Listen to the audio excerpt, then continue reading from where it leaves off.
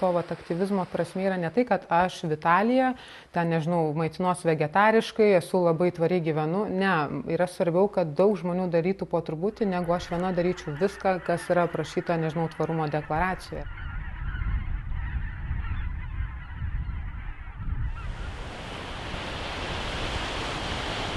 Manau, daug žmonių nesupranta, kiek jūra daro, mes labiau galvojam, kiek medžiai mums padaro, tarkim, fotosintezę ir panašiai, bet iš tiesų jūra turi daug daugiau galios tiem dalykam.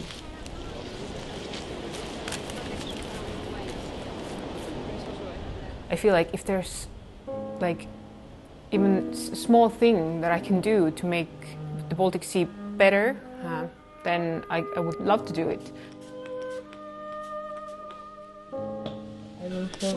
Okay. Okay, you ready? It seems so, yeah. So basically the idea is now like that it's gonna drain through the thread. Yeah. Stebiu žmonės, kurie nori kažką gauti iš gyvenimo. Tikrai gauti. O per mažai girdau žmonės kalbėti apie, o kaip galiu duoti daugiau. Ir tas vien žiūrėjimas į jūrą ir kai tu niekada nematai kito kranto, o būtent, sakykim, žiūrint iš Baltijos jūros ir tai tokia va kažkokia amžinybė.